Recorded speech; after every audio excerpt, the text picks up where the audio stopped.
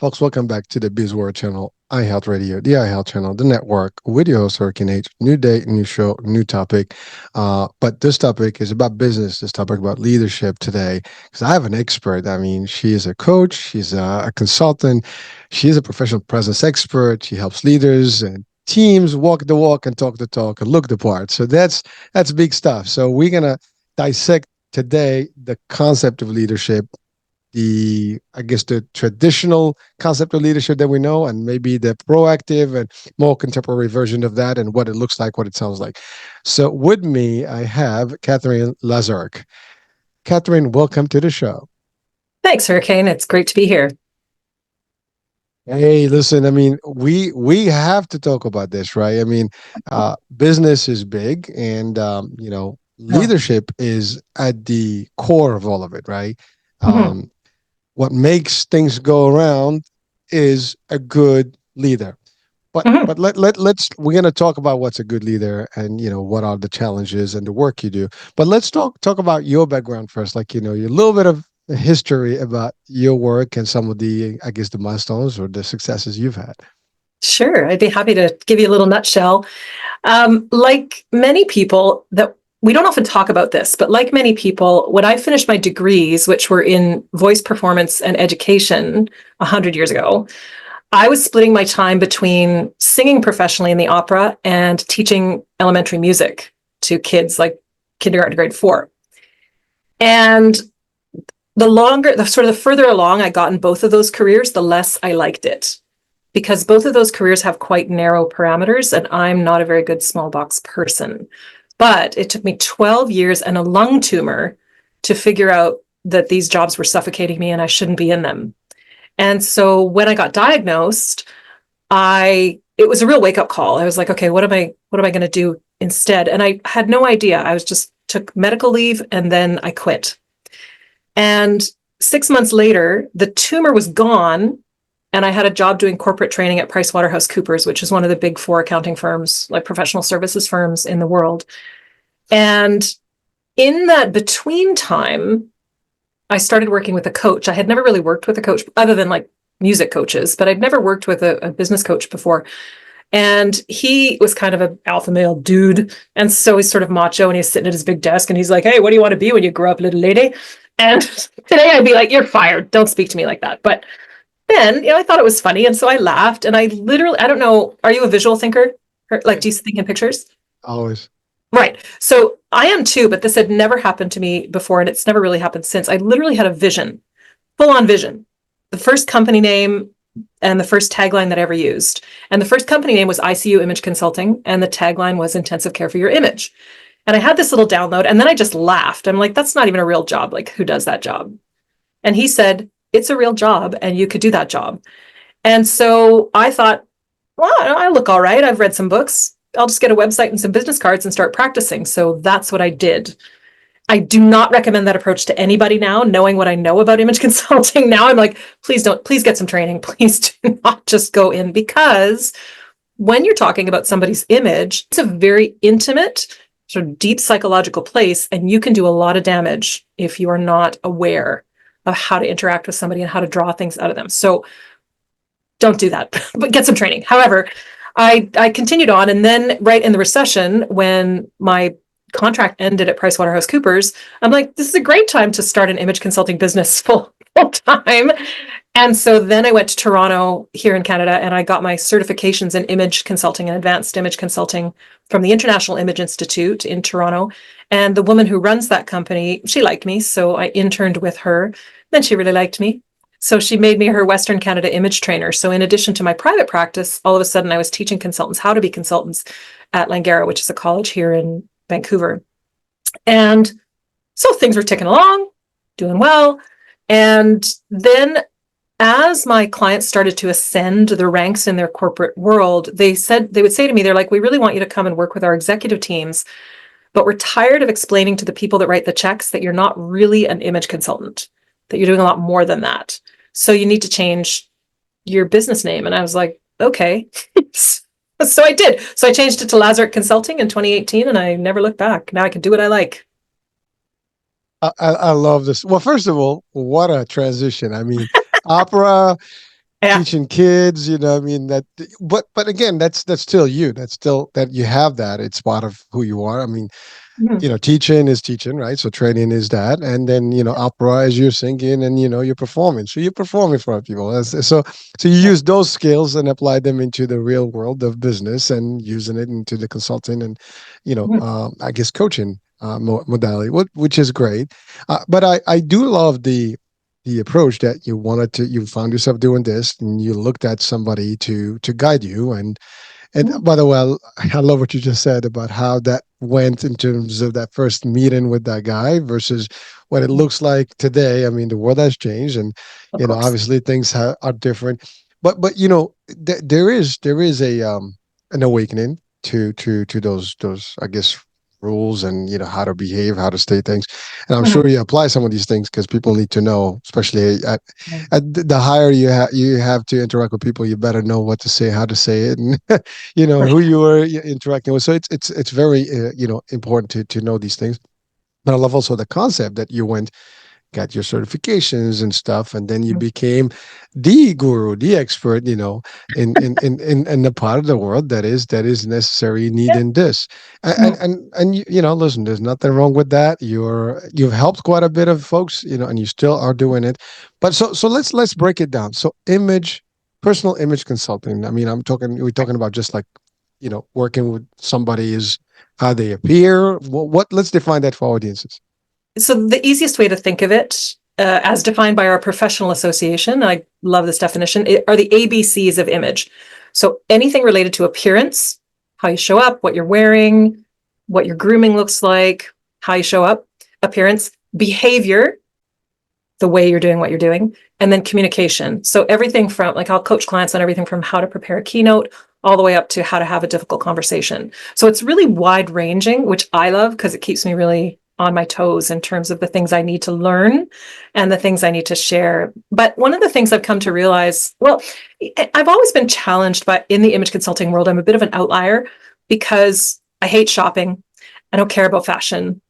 I mean, I'm only interested in it to the point where it's a vehicle for your self-expression and a way for you to show the world who you are. That's the only reason that I'm interested in any of that. I don't really, not a big fan of labels. I don't really care about status displays, but there are people that do. And so what I've come to realize is in my work over the last decade and a bit is that image only matters where it matters. But where it matters, it really matters. And what we've come to understand as image has changed over time. Like, based on, because the guidelines that we used to follow were really based in a white supremacist old white man way of thinking, right? So women had to show up sort of dressed like men. That's where the whole power suit came from in the 80s, right? Women had to behave in that sort of more aggressive, compartmentalized, stereotypical way. Obviously, not all men are like that, not all women are like that. But these guidelines were so rigid that nobody could really express themselves fully in the corporate context. And now what people are realizing is, yeah, we need people to be who they are. So a great example is like the Crown Act. Like, I can hardly believe that you have to legislate that it's okay for Black people to wear their hair the way it grows out of their head at work, but they had to. So the Crown Act has come in California and in other places around the states. And those kinds of issues, like these kinds of things, are really affecting the way that image consultants practice now. Because in doing the research for my latest book, I looked at a bunch of the new titles for executive presence, and I got to tell you, those books are the same books that were written 30 years ago, just people regurgitating the same information. And I'm like, that's not going to fly with the way the world is now. It's not going to fly. So I'm kind of glad that the world of executive presence is catching up to what I've been saying for the last 15 years, which is like, you need to be your real self, your whole self, and come to work as your complete self and not just as a compartmentalized version of you. Well, Catherine, thank you. I mean, there's a lot in what you just stated. I mean, obviously, you do courses about that, but here's the thing, right?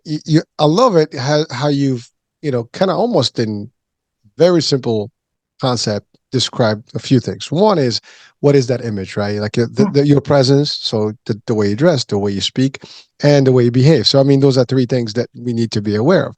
Now it's funny because you were saying that I'm looking, how do I appear right now? I mean, I got a T-shirt that says Hurricane H. I'm being judged right now, but I love what you said. Like you Unless gotta you're be who paying you me to are. judge you, I'm not judging you. I'm off the clock, man. I no, get but that a lot. Like at networking events, people like they find out what I do and they're like, "Oh my God, how do I look?" And I'm like, "Well, how do you feel about the way you look? Like, why are you asking me? Right? listen, You're not paying I me to judge you. I don't judge you." well, what you did confirm, like you gotta be who you are, what makes you feel comfortable. So, Exactly. so technically it works. So I'm okay. I feel Yeah, good you're about it. But that being self-aware, I think that's one thing that right. that's a key element, right? So you always have to. But let's talk about the why, in just in your opinion and at least in expertise, Sure. why. I mean, you mentioned that it was just the way it was. It was the white, man's way of dressing up, and there's an appearance of how you should look as a man and how you should look as a woman, and so on and so forth. That was the archaic way, right? Yeah. But traditionally, I mean, listen, I come from a sales world, right? So Right. so in sales, I mean, when I started in the industry, you had to wear a suit, you had to look 100%. sharp, Yeah. and especially I was in the I'm still in the senior market, so you kind of Mhm. like cater to the folks that were in the 20s, 30s, 40s, and 50s. And so that's kind of like the look that was like if you were a business professional, that's how you Mhm. dress. You would basically appear in something that's kind of like fashionable to their era and stuff.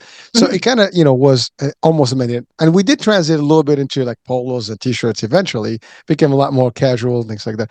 But there is that people look down at people if they're dressed down or they're not really, like you have to by a certain look, a suit, and this and that. You have like there was a time where if you didn't wear a tie, that's a problem, right? Sure. Now you go to conferences, tie is optional, right? So that's gone, right? Mhm. Some of the I guess the bigger guys, I mean, in that the change, and I can go just easily as Steve Jobs, for example, right? I mean, Sure. he casual down, big time to the whole world of corporate. I mean, he is one of the best, and Yeah.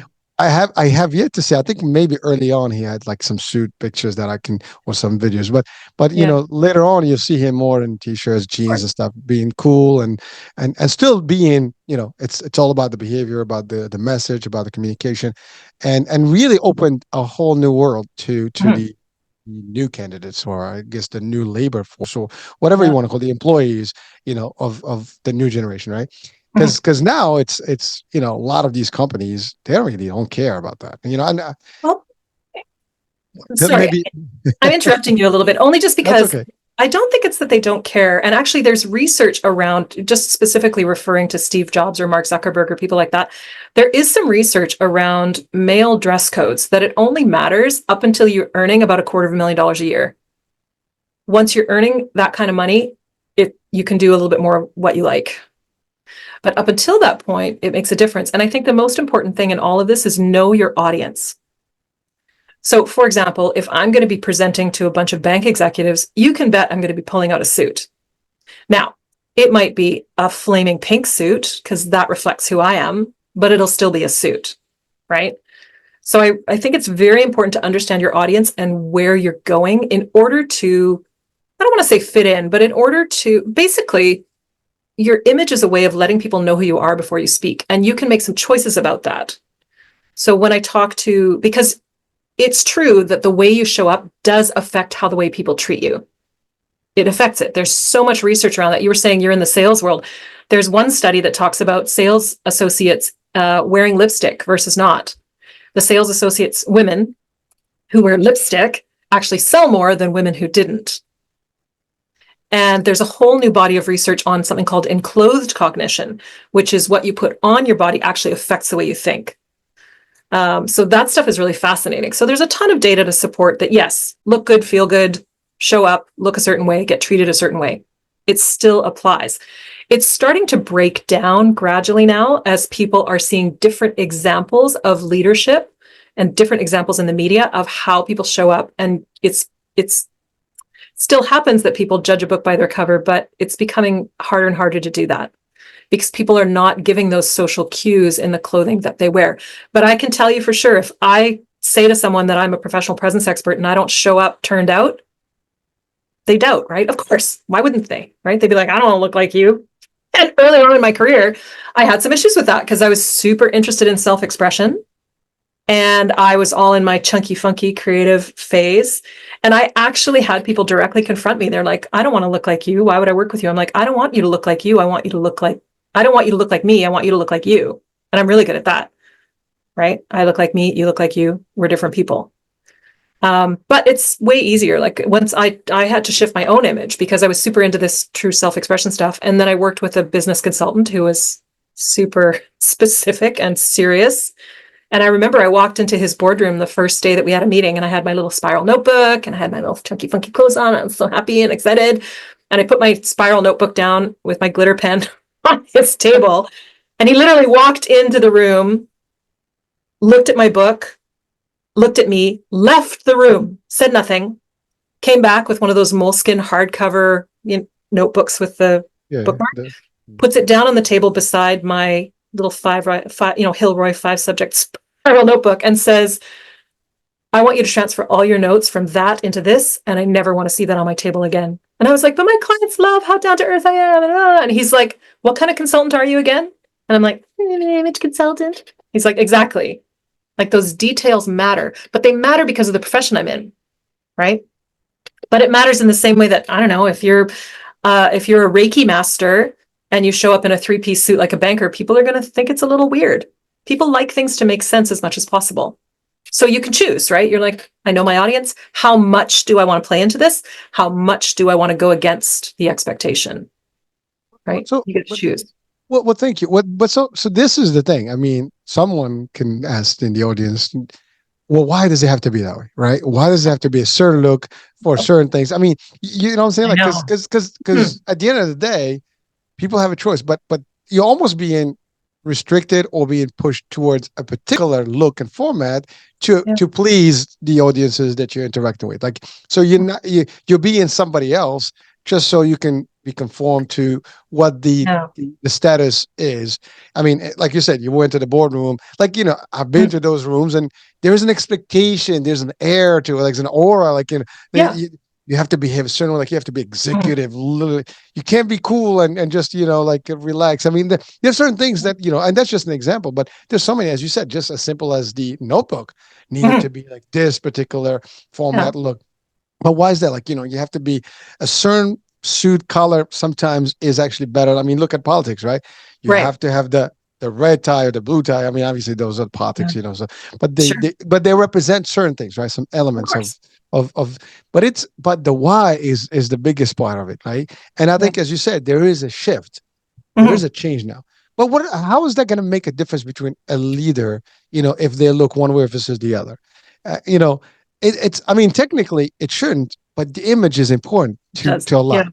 Yeah. So let's break that down. I think there's 2 parts to it. So you asked about the why, like why is it that way? Yeah. It's because humans are visual creatures. Humans are also classifying machines. And one thing that we love to do is make meaning out of things.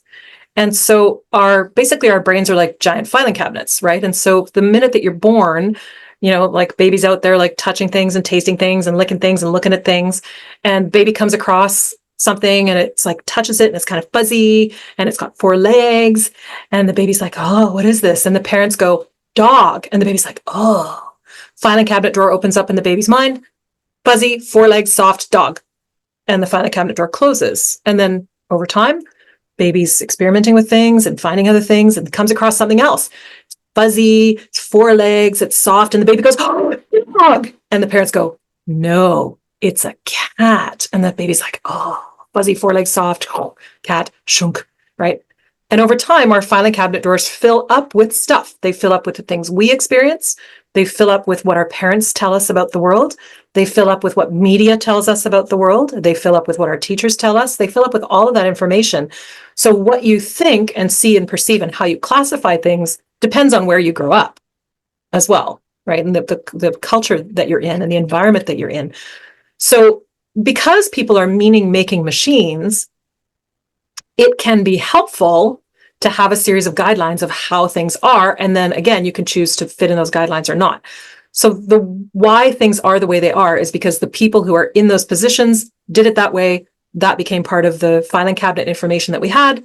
And so people decided to do that as well. And it perpetuated it. Now people are starting to challenge those things. So our filing cabinets are changing, but that requires a different skill set for people, right? You really have to dial back your perceptual bias about somebody. So I talk a little bit about that in my book as well, about the paradox of perception. right? Where it's hard to see, it's hard to hear somebody's message if you can't get past the way they look. So you have to work harder to get past the way they look. So my why for thinking about image related stuff is I want people to know who I am. So I'm going to do everything I can to help them understand who I am through the way that I'm showing up in the world. So I'm not pretending to be somebody I'm not. You're never going to catch me in a boardroom in a navy blue 3-piece suit that, I got from, I don't know, Macy's, right? Because I can't, like, I physically cannot feel good in a suit that doesn't have some kind of personality. Like, I just can't do it. So I can't be myself. So this is the thing, is the why has to be about you. I often call it like a little amuse-bouche, like it's a little appetizer, right? When you show up somewhere, you're telling people who you are, and you're telling people what you think about where you are. So if you're choosing to go way outside the lines in a corporate environment, for example, you're showing people that you don't really care about their guidelines and you want them to work hard to understand you. And some people love that. And some people are like, you know what, I'm going to make it easier for people to understand me. So I'm going to find out where inside this set of guidelines I sit. Where on the spectrum do I sit? And some people love the sameness of things. And that's great for them. I'm not that kind of person, but there are clients that I've worked with, for example, who are in law. And they love the law, but they also love the look of the law. They love the same suit every day. They love the black shoes. They love what they have to wear under their robes in court. They love the ceremony and the ritual of it. And so it's a great place for them. So when I work with people who are not feeling comfortable in the environment that they're in, and they don't really like the dress code and they don't like the look of whatever it is they're doing, I'm like, then you might be in the wrong job. Like, you can use these things as an indicator of where your soul needs you to be. Like, my personal belief is whatever container you arrived here on the planet in is the perfect container to do whatever you're meant to do on this planet. And the sooner you make friends with your container, the easier your life is going to roll. So if you're someplace and your whole body is like, oh, I don't like this place, then probably shouldn't be in that place. And if you have any choice at all, then, you need to do your best to try to walk away. Well, Kevin, thank you, and I think you terrifically responded to that one. But here's the thing, right? It still talks about how we are as. I mean, you're talking about elevated level of corporate leadership, right? But we still live in archaic mode because you still decide on people. You still decide on people's abilities and skills and stuff before you even talk to them, just because of a certain way they appear and they look, and because they don't maybe. They look maybe cheaper than what you're dressed on. I mean, like you can judge people literally and sometimes even look down at them if they're not really meeting up to the expectation. I mean, we see this in stores sometimes. You walk in. Oh, yeah. Fully, looking like, the part, and then you can come back the next day with the same money level and everything. Yeah. And you walk in, they look at you like, you're not worth anything. Whether at the restaurant or stuff, this is not something that, if we've seen it happen, it happens. And if anyone out there wants to test it, do it. Go to the same place twice, one with pajamas and one with a sharp suit, and you'll see the difference. You in some places will literally, like they look at you like, you don't belong here, right?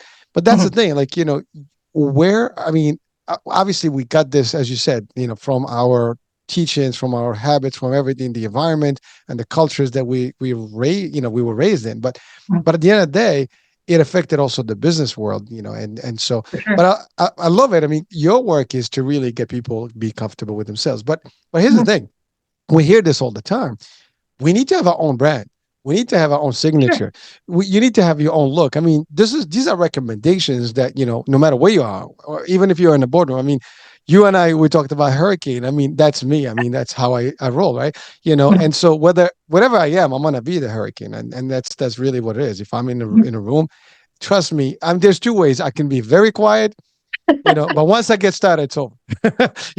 I'm not the first one that's gonna make the noise, but by default, somehow it finds me and I'll become that guy, right? But the fact is, it's just the way my signature is. That's how my personality, right? And but people have different ways, and I love what you said. You have your way of doing things. You can't fit in a certain way. You're gonna do it. So how do we get people to adjust to that? I mean, literally, because you said you want to fit in to a degree. Yeah. So you need to train someone to kind of transit from like, well, forget how you like to look And this is how. And by the way, before you answer that one, I can tell you this: I made a promise, in a couple of years back, Right. that as my network grows, I will always, even if I have a suit, there will be a T-shirt with the hurricane Sure. on it, because that's kind of like how I like it. I mean, but because I want to make a change in the narrative. That's really what it is. I want to be Exactly. that different Yes. guy that makes a whole unique spin on Hmm. things. I don't Hmm. care. As a matter of fact, true story, in my industry in the 90s, people did not like. Remember, I told you we wore suits and stuff. Sure.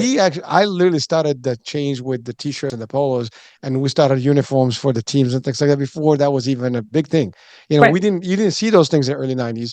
And Hmm. if you went to my industry, we were actually in the streets doing our tabletops and events and festivals, and we all Yeah. had the same t-shirt, like t-shirts or stuff, because it made a difference, and you make it cool, like everybody's equal. And by the way, whether you're the VP or the rep, you're Yeah. wearing the same shirt. It's all cool and you're part of the team. And people come in.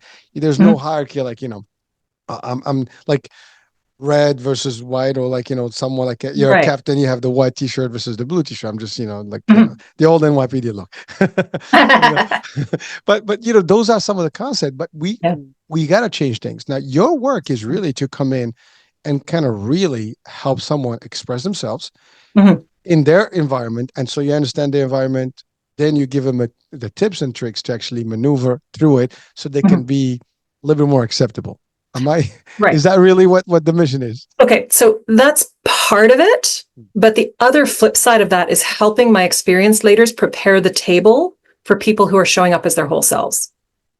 Because one of the chief things that I run up against is people are saying, well, we want different people, we want diverse people in our come and play in our sandbox, but we don't want anything to change about our sandbox. And I'm like, it doesn't work like that.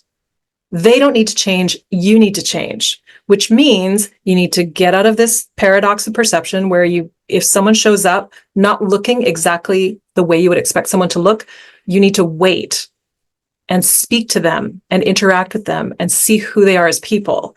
You need to be able to handle more emotion. You need to be able to handle a wider spectrum of all kinds of abilities that you're seeing.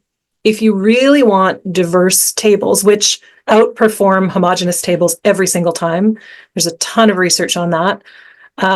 If you really want a diverse table, you as a leader need to be prepared to handle that level of diversity and not expect people to just be one thing, one way all the time, because our our leadership model's moving. So you and I talked about it just briefly before we started the show, where the leadership model used to be based on hierarchy. So hierarchy, authority, and compartmentalization.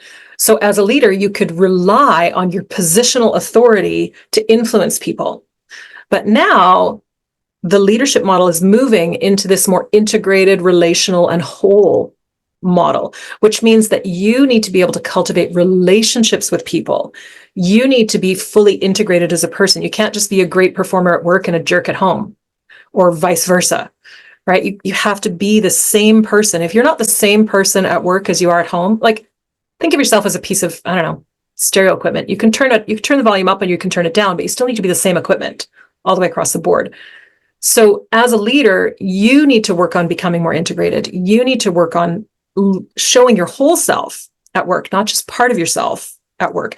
And you need to be prepared for the resulting humanization and humanity that comes with people showing up as their whole selves as well, which means that we need to lean into this flexibility. We need to lean into these ideas that someone's not always going to look the way that you expect them to look, and embrace it as opposed to try to stamp it out as much as possible. So definitely, as you're saying, look, I'm going to wear a suit, but I'm always going to wear a t-shirt. You're part of changing that narrative. And there's a part of me that does like, I do like, just personally, I like the categorization of things in terms of, not a ton of it, but like if you go to the opera, it's nice if you're going to dress up, but you're still going to enjoy the opera if you're wearing your jeans too. And certainly in a geographically really casual city, like Vancouver is super casual. You don't have to work very hard to stand out or look put together here. Everybody's running around wearing fleece, right? They're like wearing their athletic wear. It's not, but if you go to some place like New York and you're going to be on Wall Street, you need to represent. So it's really about, part of my work is about helping people find their way, but part of it is about helping leaders prepare the table as well for people who are going to show up with their whole selves. Well, thank you. I'm listening to you. It's funny because there's a couple of examples. One is, here's the thing: you wear a suit, like for example, when you present, right? Yep. I mean, you look at TED Talks right now. A lot of they're not really. A lot of them are not suited up, right? So No. they're comfortable. But I actually I believe in that concept because of this. Mhm. Listen, I've done maybe thousands of presentations in my life. I mean, I started as a tour guide, so you can Sure. I used to do Yeah. every hour I was doing a tour. So you're like standing for, you're moving. I'm not a still person. I'm very animated. So yeah, as a matter of Mhm. fact, if you see me doing this, on the show, that's because I want to keep my hands a little bit, to myself, because I'll be all over the place. I mean, literally when I first started, one of my mentors, I asked him like, "What do you think of my shows?" He said, "Well, you move too much with your hands, so try to get a pen or something." Mhm. So I decided to start doing this. So when someone is talking, I'm just holding my hands to myself. I know Right. some people can say that this posture kind of looks a little intimidating. So there's discussion about that. But so there's different things. But I always ask, like, it depends on how you may say that, but that's not the purpose, right? I'll tell you what the purpose is. You ask, right? But the other one, like I said, so when you present, you want to be active. So I stop wearing the suits when I go to presentation. I wear my polo. I get comfortable. I do Mhm. trainings. I'm not going to come like with a tie and to do a full training to people. I want to be interactive. I want to be in the trenches. So that's just how I do it. And it made a big difference for me in terms of interacting and being a lot more. And it's funny because I like to travel too. And one of areas that I love to a way of traveling is through cruising. So Okay. in the cruise ships, they have formal nights, right? So I Okay. could tell you, I've done Yeah. over 30 cruises. So the first 10 to 15 cruises, I used to wear the tux and I mean, I really, Yeah. You come take all advantage of the opportunity. right. But then I started like, literally more recent years. I'm like, I don't feel like dressing up for this thing. So I put a blazer on, a t-shirt or like or shirt, casual and jeans. And that's it. Yeah. I literally started transiting. I don't know if it's the age thing. I don't know what it is, but it started like, kind of like I'm not into all that, being so in your Mhm. face and kind of thing. No, listen, I love fashion. I love to dress nice, for the Mhm. occasion. If, the right occasion, as you said, I mean, dress to impress is something that we all do, but it's the context as to where you want to do it. But I don't want to do it like you said, like it's like authority. You have to wear this, otherwise, like companies dictate. Like you have casual Fridays, you cannot be casual the rest of the days. Business Mhm. casual. So some companies have rules. Now, of course, I get it. You work in a corporate, someone sets up, but you said it best. Is that was the format. And Right. so, and love what you said, boxes, right? I have this thing like people say, think out of the box. I say, there's no box. Why? Yeah. I mean, if there's no box, there's no box. The sky's the limit, Right. right? So the concept is that you stated something about the shift. Like you have to train the leaders to be Mhm. willing to shift their way of Yeah. thinking to be able to absorb and accept the new Mhm. wave. And there is that conflict, right? So millennials, the Jay Z, and all this stuff is Mhm. not the same. They're not going to dress up the same way we did. My kids are not like me. They're just Yeah. different. You know, so I love that. Now, how difficult do you see that happening in the real business world today between some of the archaic models and getting them to Mhm. really shift or at least be able to accept some change, because there's always that level where no, we want this, and that's it, this is Mhm. going to be just the way it is, like Mhm. my way the highway kind of thing. But how much resistance do you see, and do you see that there is an ability and acceptance today? I do see some resistance generally from people that are 55 and over. And not all people who are 55 and over, because the people who are really doing well, the leaders that are in senior management now that are really doing well, have really grabbed the bit and they see where the horse is going. They're like, okay, and they think it's fun. And I think they were probably like secret rule breakers early on. And now they're like, yeah, okay, I'm free. We can do what we like. And of course, the pandemic accelerated everything, right? Because all of a sudden people are working at home. Nobody wants to wear a suit when they're working at home. That doesn't make sense. It's the dumbest thing ever. And then people were like, oh, actually, comfort is a really good thing. I want to be more comfortable in my work. So it depends on the company. There are some leaders that I've run into that are really rigid. And I got to tell you, the turnover in their companies is massive. They are losing people left, right, and center. And I think what's going to happen is the leaders that are really, really resistant are the ones that are going to either age out or they're going to die out, or they're going to be forced out. It's like the bus is already going, get on, or you're going to be left behind. And I've had a couple of conversations with some older leaders. There's one woman that I know who is really, she's a really structured person though. And I think part of the issue is that for people like that, they find safety in the structure. And safety is important for people to have when they're in a workplace or really anywhere. Safety is a primary concern for people. A lot of people, not everybody. Some people have higher risk tolerance than others and don't need it to be as structured. But for those people, like for people like her, she's like, I don't want to show all my feelings at work, and I don't want people to come and bring their feelings to me. And part of the problem is she has not done the deep interpersonal work for her to be comfortable enough with her own feelings for her to be comfortable with somebody else's. And I see the most resistance in people who are unwilling to do the work. They're like, I'm too old to do that work. My career's not going to be that long to do the work. I don't really care about that work. And I'm like, this is where the world is going. People are becoming more aware. And we often get just aware enough to do a job. And then we don't always want to do the extra work that it's going to take to then really welcome in other kinds of people. And so when you say, is there resistance? Sure. Is the resistance going to be overcome? You bet. The tsunami is coming. Those people are going to be washed away because it's just not the way it is anymore. Oh, thank you, Katherine. I mean, that's a great message for our, I guess, business people out there. If you are in a position of leadership, doesn't matter, especially if a higher level where you are the ones who are making decisions in terms of corporate hiring and who gets what and whatever. I think it is a clear message that we need to be with the times. I mean, again, a good example, as you mentioned, the pandemic. Before, it was mandatory to be in the office. Now people have Sure. proven, like you can have sold the idea that you can do the work Mhm. equally from remote, but because we were forced, everybody, the companies adjusted. They still, made their profits. They still did all the stuff. They adjusted it with the technology. And as you said, the comfort didn't make a difference. Mhm. With the good technology, stuff and good, I guess, I mean, performance is performance.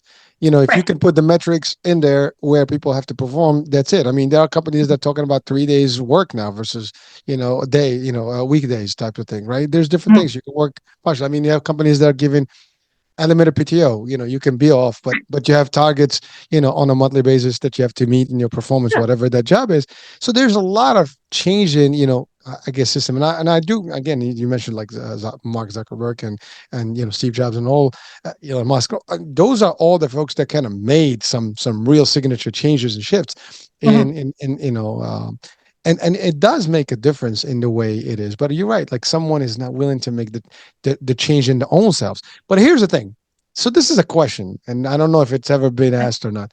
But like, you would never think that we all are human. So it doesn't matter what level you are, right?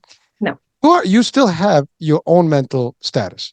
Mhm. That's the part that we never see. Like we see, I'm in the position of authority, Mhm. and someone is entry level. There is no difference really. I mean, we're just ranking officers, if you want to call it, in a company when you are in leadership, right? Mhm. So, but as you said, someone may not want to be the emotional piece and involved in stuff and being a little bit more caring or empathy, right? That's Mhm. a big deal, and there's a lot of lacking of that sometimes, right? So being able to, like, for example, someone really needs that time, you give them the time. Yeah. You got to care for people. If you show that you care, they're going to care more for you. Mhm. You're there for them, they're going to be there. Actually, that's something that I've established a long time ago, and I work with people that way. Right. When I ask someone for a favor, they'll jump because I'm always there for them. Yeah. And that's how you do it. It's a teamwork, right?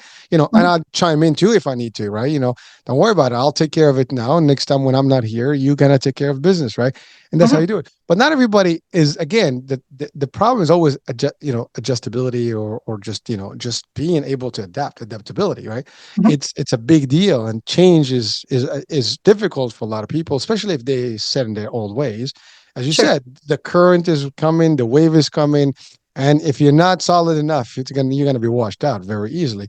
And Mhm. there's nothing you can do because now even the laws and the labor laws and stuff are gonna catch up to these things, and you're gonna have some, you know, uh, I would say leeway in the process. Now, obviously. here in Canada, the US, but it's Sure. it's it's it's there are similarities in most of the parts of the world, right? Mhm. And so maybe some parts are catching up sooner than others, you know. So there's all this is all happening for you, but really no one is looking at like what the mental ability of because here's the thing, nobody gets to become a president and stuff, and they check, you know, are you really fit to rule this company? I mean, you're right, nobody does that, right? I mean, or any level, right? So you know, you will do that if you were to go to, I don't know, law enforcement or some agency, Mhm. really. But in general, we don't have that in the business world, right? So your emotions are yours to carry with you. Your taboos are yours. Mhm. Your prejudices are yours. Your biases are yours. Your culture is yours. So unless you're willing to accept and change, now I guess in the States and Canada, we're a little bit, we have been more progressive. There's compared to Europe, I mean, there is a big difference, I have to say, like, you know, in terms of Okay. how the labor law works and how people are more accepted and versus, and of course there's races, there's discrimination, there's rules, and there's all this stuff.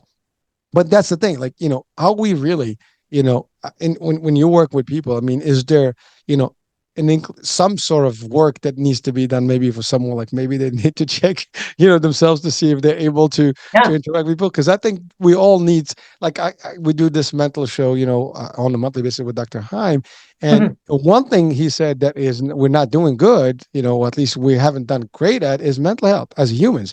Right. We're suffering. Everybody's got their own problems. Mhm. Doesn't For matter what sure. level you're. So that impacts the way we do things and how we interact with people. Yeah, for sure. Like the hand that you were dealt is the hand that you were dealt, right? If you grew up with trauma, if you grew up with abuse, if you, whatever, right? If you grew up with neglect, any of those things, the hand you were dealt is the hand you were dealt. But if you die with the same mindset that you had when you were born, that's your fault. The hand you were dealt is not your fault. But if you die with that same hand, that's your fault. Like your job, particularly as a leader, is to do the inquiry, to do the development, to learn the lessons you came here to learn, right? Just mystery school. That's why we're all here. We all have lessons to learn. We all have things to do. But if you're just going to sit around and not actually do the work and expect that everything will stay the same and people will just change around you, good luck with that. That's your fault. And I think that's the message that we don't send to people often enough is that A, it's okay to check yourself. And B, it's necessary to check yourself. And C, if you want to get where you want to go in today's world, it's essential. You have to do the work, you know, or you just decide you're going to check out. But if you're only, you know, if you're a leader and you're like 35 and running high on ego, you got a long way to go. You better get yourself to therapy, get it handled. Well, Captain, that's a big word, ego. I think Yeah. power trips and ego. I mean, we've had a few discussions about this in the past. That's Mhm. big. I mean, it's, you know, I think Yeah, of everybody at a certain point gets the ego is always there. We all have ego. course. It's how we tame it versus not tame it. I mean, we are in control to a degree. Now you get it, you know, in your system and you let it get to your head, you know, then you start walking like, you know, your stuff doesn't stink, right? So, Right. you know, just to, we believe in the show Yeah. here, but the fact of the matter is, you know, you don't have to do that, right? But it can happen to the best of us. Sure. You get an authority job, or again, especially early on in your leadership ladder, right? When you Yeah. get that first role as like, you're the manager, I'm the boss. Right. Yeah. Oh my God. So now you have that. So it is very difficult to check at that age, and you know, Mhm. and like you said, younger folks, you know, you have a long way to go, so you need to have this, it's a marathon, right? Mhm. You know, Mhm. you need to be able to manage well the expectations of the world and what's to come, and so Mhm. you need to have a good pace. It's Mhm. not very, you know, I mean, I would, one of the examples that I think that is almost related to this is technology and adaptation to technology. I mean, look, AI right now, Sure. you Yeah. know, No, some people right. are resistant. No, we don't want to do this. What is this? It's going to take over, blah, blah, blah. But it is what we Yeah. can't run away from it. It is That's happening. right. It is imminent. It's existent. It will only get bigger and bigger. So Mhm. either get with the program or you're going to be way behind. It's going to take over. Right. Right. And I think I touch on that in my book because I think a little bit the thing about AI is that now that we have machines to do the mechanized, like all of that compartmentalization and hierarchy and authority made a lot of sense in the industrial age where every bolt needed to be in the same place at the same time, the same way every time. Right. That's why the assembly line was so great and all those things. Right. So people started acting like machines in order to do mechanized kinds of things. But now that we have machines to do all those things, now it's more important than ever for us to lean into being human, which means it's going to get messy. It's going to get emotional. It's going to get um, discombobulated, and it's enjoyable. It's like, just get in there and enjoy the mess. Enjoy it. We need to lean into all the things that humans can do that machines can't do. Like, as I saw a meme the other day, it was I never thought that AI would be like writing poetry and painting paintings. It's like, I want AI to be like doing the things that I don't want to be doing, like cleaning the toilets or delivering, I don't know, whatever, so that I can do the creative things. And I'm kind of curious actually to see, as people lean into their humanity, what kind of creativity is going to be birthed out of this, right? Now that AI Listen, is handling all those rote things, because oh my God, Chat GPT and all the other associated softwares are so great. Like, need a book promotion plan, for example. I'm like, Chat GPT, please write me a book promotion plan for these dates with these things and all the things I need to do, and and spits out like a 15-page promotional plan that I hand to my assistant and say, go. Right? It's amazing. I Right? love it. But Yeah. again, you Like, what are adapt. you using the tool for? Right. That's right. Exactly. It's And adjusting to it. yeah, that's right. And so what is what's the humanity that you can bring to your workplace? And for leaders that are like, so let's say someone's doing a CEO function. One of the CEOs, he wrote the forward for my book, Ryan Ben. He's the CEO of Alive Publishing here in Vancouver. And I love the way he leads, because he surrounds himself with really great people, first of all. And he talks to all of them. He relates to everybody like they're people, which they are, instead of peons to do their bidding. And I think that's the big mistake that I see some other leaders make, where they're just pushing more and more work onto people. They're expecting them to work harder. They're expecting them to do more, not paying them anymore. Like things like, oh, someone's working remotely. Well, I'm going to dock their salary because they're working remotely, and now I don't need to pay for an office. I'm like, no, that's not how that works. Right? You're paying somebody for the results they're offering to your company, not for covering your office space. Get a grip, right? And I No, think, the more we can lean into this treating people like people, the better we're going to be. Because really, dehumanization is the one of the central issues of our time today, and that's how people hurt people. They dehumanize them and then they hurt them. That's not okay. well, thank you. And it's amazing that the example you said of a great CEO example who actually interacts and treats everybody Yeah, equal and is yeah, involved with everybody, knows everyone, mhm, knows their first name, their family members. They do yeah, outings, they do a lot of team building stuff. mhm, All these retreats and things like that. That's a different. And by the way, it doesn't just limit itself to I guess the C-suite. I mean, it can go beyond right. that and It's all the different way levels. down. Right? Exactly. Yeah, And that's how it's supposed to be technically, yeah. but that, And it starts with you. Like, that's the thing that I think people miss. Everybody's like, oh, society. We want society to change. I'm like, you are it. You are society.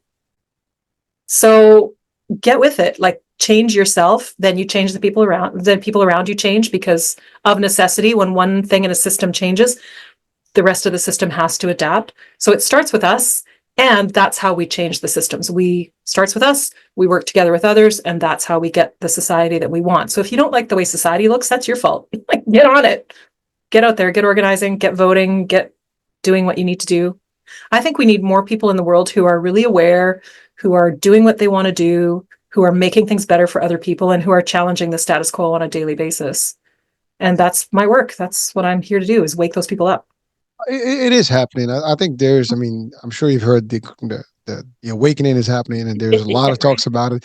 Yeah. There's there to extend. I mean, especially with social media, there's a lot more voices out Mhm. there. There's more talk about this. So Mhm. it's shifting the narrative. It's shifting the whole way of looking at it. But Mhm. a good example as to why people are also archaic in a lot of ways. And I mean, for example, I mean, listen, if you're a CEO, C-suite in general, you're in charge of the P&L, right?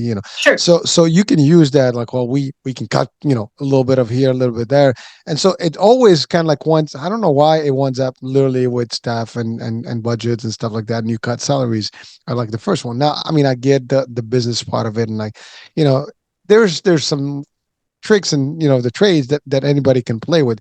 But, I've also seen, great CEOs who actually would not do that, would not take that route. Yeah. It's not I about don't. the people. There's a lot of ways you can, increase performance, double up, do more stuff, get more profit, and more, I guess productivity as opposed to like, cutting things. Now I get it.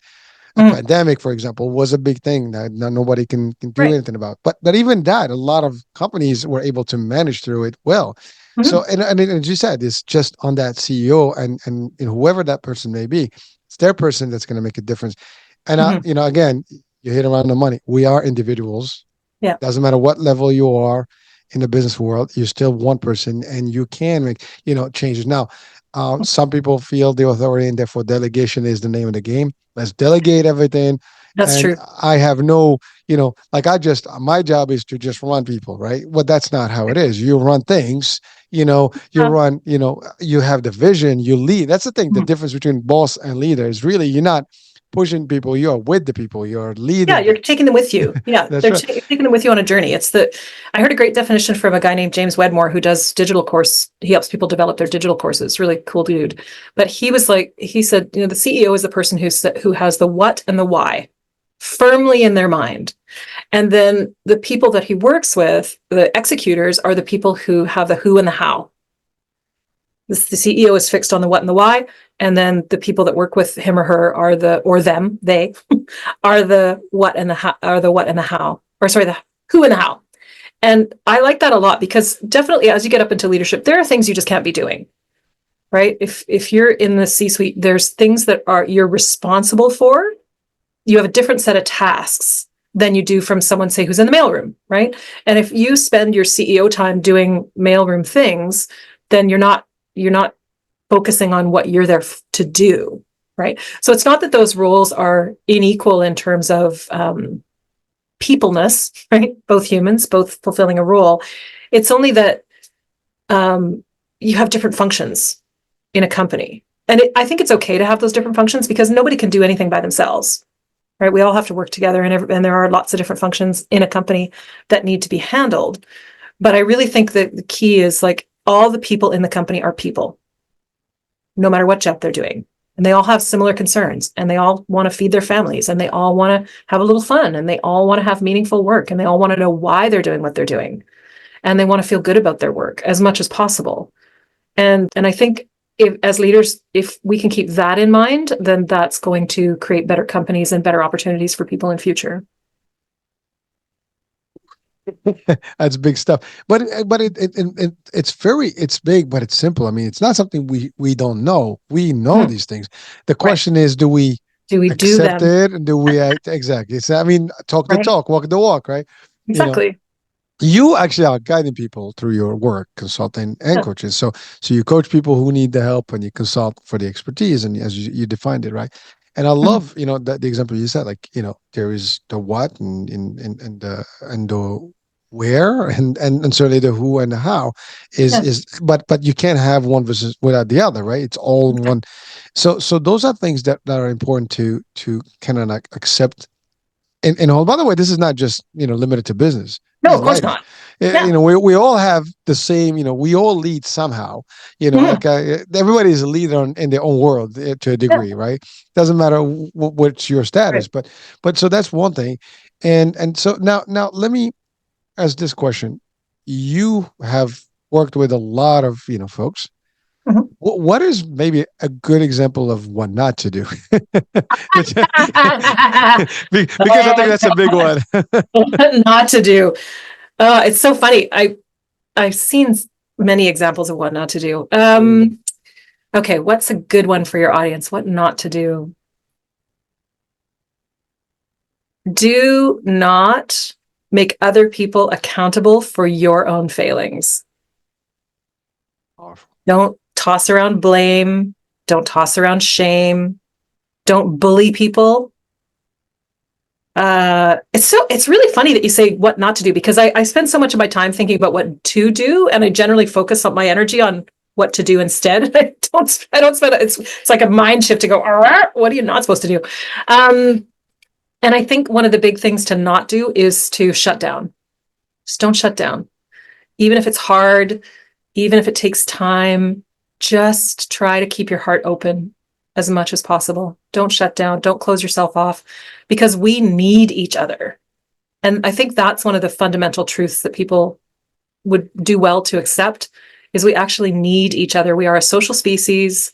We don't do well on our own. It's not possible for us to be all by ourselves. We don't function very well. So we need each other. And so if you can keep your heart open, don't shut down. That's one of the best things you can do. Thank you, Catherine. And I love that whole thing about what not to do as far as putting the blame on everybody, Right. because a true leader is the captain of the ship. Yeah. You go with the ship. You go down with the ship. You can't put the blame on everything. You still are in charge. You're still the helm. If That's right. something went wrong, that means you were not paying attention. If something went wrong, that means you were Right. not doing your part, right? So, Exactly. so, so, and I love it because that's a big deal. Like a lot of people would automatically deflect, like, like, well, who didn't do this? Whose head's going to roll Mhm. today? Listen, I mean, I literally was in a company one time where every Friday I was like, well, who's going to go today? Right. I could not, accept Like that. And who's going to get fired every Friday? yeah, yeah. Yikes. So I That's mean, like like, well, Glenn Ross, like second prize is a set of steak knives, third prize is you're fired. but that's my point. Like that. You Ah, you cannot really, when you think about it, right? Like, yeah. how do you like roll that way? Like, in business, Yeah. these are humans, families. There's a lot of stuff attached to one person working anywhere, Right. and so it is a challenge stuff. I mean, obviously, if you choose to Sure. be an employee, Mm. you have to do your job and you have a performance, and I get it. There's nothing wrong. Performance is a key, but Yeah. like, depends also what you do. I mean, some you can't always outperform. I mean, listen, I'm in sales, all about super performing, but there's things that that there are days that are going to be bad days. There are Yeah. not you're not going to close every deal. There are Mhm. things, so you have to be understandable. Like once you do every necessary step and you got all the check marks, then you should Yeah. be fine. See, that's the thing. I look at it this way. If we do it all right and we do all the stuff and we try to make sure there's nothing, we did our part. Now let's see how it plays. Typically, if you That's right. did it right, things are going to go well. But Yeah. there's always an option. There's always something that can go wrong. Right. And Of the course. rule is what can go wrong will go wrong, right? So we know that Sure. that's one of the laws, right? So be aware of that. But it changes the dynamics of how we think, right? And how we do. So Yeah. hopefully people are listening to your message that Mhm. don't do that. No blame game. And definitely don't shut down because people look up to you. That's the thing. And in leadership, people are look at like how you behave, how you deal with things. And you Mhm. can't possibly as a leader, the first thing, oh boy, that's it, I quit, or like, I Yeah. Yeah. you take responsibility and you make, shifts. And that's what you see, like all these big guys, like, that are in the world right now. They all had their own ups and downs and they make Sure. things, they make moves, they make alliances, they turn Mhm. things around. You can. Right. So we can do that. Now, Catherine, you mentioned the book a couple times. Oh yeah. Yes. I'm So let's excited talk about about the book. it. When is Sure. it released? What's the name of the book? Okay, so the book is called Executive Being: Humanizing Business One Leader at a Time. And it's going to be released by Business Expert Press in New York in October of this year. I don't know the exact release date, but we're thinking mid-October is when it's going to be released. And I'm very excited about it because in it, I talk about the leadership paradigm shifting. So if people are curious about that, there's some philosophy around that and some stats around that and what's happening in the world. But more importantly, in that book, there are 7 specific practices for you to undertake to become more human in your leadership and not be so stressed out about executive presence and leadership. And then at the back of that book, I've also got 7 special appendices for my very experienced leaders who might be having a little trouble shifting. Because when I wrote it, I sent it out to my first readers, and we were talking about the old white guys, right? Stereotype. I know. We were talking about the old white guys, and they were like, it'd be really great if you gave them some tips for what they could do instead of being the way that they are. And so I did write 7 appendices for my old white guys. And then I sent it out to an old white guy, and he was so mad that I changed it to 7 appendices for my very experienced leaders. Because he's right. Shouldn't be stereotyping, right? Not old white guys are like dinosaurs, but some of them are. So there are some 7 special appendices there for very experienced leaders who are having trouble with the shift, 7 practices for somebody to become a more human leader, and lots of philosophy on how things are changing and what to do about it. But I love it because at the end of the day, well, I mean, you give the 7 things, to make a move. People you give them the tools. Come Right. on, you know. Totally. But I love the concept of the book. I mean, really, how to make experts and leaders humanized again. Like, let's put Yeah, back a human into the process and not that's just right. looking at digits, like numbers and like a graph of number, because that's what it is. Sometimes that's all there is. And again, believe me, I talk by experience because in the world of sales, it is numbers. Oh, It's a yeah, number give me game, half right? the numbers. However, I don't look at the numbers. I look at who are the reps, who are the people, who are the agents, That's who are, right. because there's a lot of factors that go into what they do, where they are, Of their course. deployment. And all. So you look at these things, not just necessarily. I mean, obviously the numbers are part of the game, and we all, when we take a job that has a target or Yeah, and every job has a performance that you of have to meet course. or You're still KPIs, right? responsible. Yeah, you're responsible for the results you generate. Correct. You're But responsible without for that. but without losing the human factor. That's right. Because businesses need to change their metrics. So even on a sales team, yeah, for sure, you want to look at leads, conversions, and revenue generated on all those things.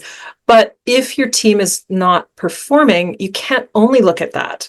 You have to look at, well, what's their mental health? How much psychological safety do they have in this role? Are they selling to the right people? How are they related? Relations. Like again, it's the relational piece, which of course being in sales. But I think businesses need to look at their metrics, and they're not measuring the right things necessarily. It's not all about money. And a lot of new employees don't necessarily care about the money. They want flexibility, they want growth opportunities, they want more things than just cash. Again, that was the tradition, right? That's that Yeah, that's historically right. that's how it's been. I mean, Yeah, even the system has almost been synchronized to that effect. You go to of school, course. Of course. you're being taught the system where you're going to finish your school and you're going to get Right. into the job market, and Yeah. this is what you're going to be, and you're going to work up your to the Yeah. ladder and so on and so forth. So it's Doesn't been work like designed that that. anymore. Yeah, and it doesn't work like that anymore. Like it's breaking down. Well, we're in late stage capitalism now, so everything's going to hell. But now we got to change and get ready for whatever's coming after that. Listen, I think it's an exciting time to be alive, a lot of stuff happening, and right? you're right. I mean, change is I change is good. Bottom line, I mean, yeah, I mean, sometimes we change for the better. Hopefully not for the worse, but we should only change for the better. I mean, if Yeah. worse, you're going to be in the same position. so, so Right. you want to make it, to a better place. Mhm. Wow. Well. Listen, I mean, we've covered quite a bit of grounds here. I mean, you've touched on a lot of things, and I mean, again, folks, if you're watching or listening, if you're in the business world, you're leading, or you're working your way up. By the way, you actually work with mid level up. That's your core, So and my one-to-one work has been director level and higher. So if someone's working with me one-on-one, and I work with executive teams as well, but I think this book is accessible for all levels. And in fact, I was going to say, if people want to find the book, they can actually go to my website, lzrkconsulting.com/, get the book. Or if you look on the left-hand side menu, it says get the book. And when you sign up for the pre-sale list, I will send you my 10 latest articles on how to create a strong visual signature absolutely free of charge. very nice, very nice. Well. So now, do you envision yourself working with I guess leaders to be? Yeah, well, this is what's happened. So a lot of my experienced leaders have said, hey, look, we really need you to work with some of our younger leaders. When are you going to develop a model to do that? And so now I'm just starting to work with my team on developing a one-to-many model, like a group coaching format or a video training program, something like that. We're just it's very exciting. We're just fleshing it out now. And I've been resisting it for a long time. And my clients are all like, look, you're too good a secret. We need you to reach more people and help more people. And so I'm finally going, okay, I'm ready and stepping into it. That's And now I all. have study showers who have done it, so they can show me how to do it too.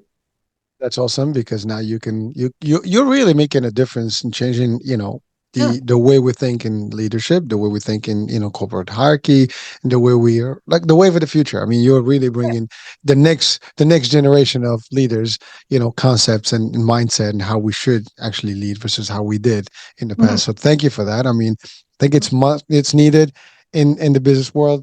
It's needed in a lot of areas, but specifically in this particular niche, it's a big deal. Now, before we close our show today, well, first of all, someone wants to work with you. How do they do that? Like if someone is listening right now and they want your Yeah. services, There's two ways to do it. So you can either go to my website and just hit the contact us form and submit, and that's the easiest way to do it. Or if you want to be on Instagram, just DM me on Instagram and say, hey, I'd like to work with you, and I'll talk to my executive assistant about setting up an appointment. then you do an assessment, you guys agree, Yeah, and then you do whatever you have to do. that's right. What Yeah, you do best. definitely. There's an interview process. I don't take very many clients. I usually only take anywhere from 10 to 12 clients a year, one-to-one. So it's definitely a process. But again, this new one-to-many model is coming out, and get the book and get started. All right, Yeah. excellent. Well, so Catherine, before we depart, we close this show. What would be a good, I guess, takeaway for our audiences? I think one thing that was of great service to me when I was trying to figure out what my purpose was in the world and the work that I wanted to do, the best piece of advice that I ever got was don't think of the industry or the title or the specific job that you want. Think of the qualities you want your work to have. And so when I was thinking about this years ago, I came up with a handful. I always like five things. So five things. And it was freedom. So now I do what I like. I have lots of autonomy. Beauty. I needed to have some beauty in my world. Joy. I wanted to feel joyful in my work. Generosity. So I needed to give back. And ease of spirit, so that I would know wherever I was, whatever I was doing the right thing in the right place at the right time to do the right thing. So I think if you are struggling right now and you're looking for where you belong in this world, go within to go without. That's it. That's pretty powerful stuff. Thank you so much, Catherine. It's been an honor, a privilege, fun. I learned a lot. This was a great exchange, and I mean, you bring in so much expertise, folks. Do check out the website. I'll have it on the description of the show, so do link up. Again, if you are interested in working with Catherine directly, there's a process, but hey. There's going to be something that to be learned there. If you think that's the best thing, out there, you got to do it, right? And then the book is coming up in October. You can do a pre-order, I guess, early on, Yep. and you Get get on the the pre-sale articles. list. Yep. Get on the pre-sale list at my website, and you'll be the first to know when it goes live. Oh, cool. All right. Well, there you have it, folks. Catherine, thank you so much for being with us today. You're welcome. It was a real pleasure talking with you. It was mine. And there you have it, folks. We're closing. We'll be talking soon. New day, new show, new topic. American Age. Bye for now.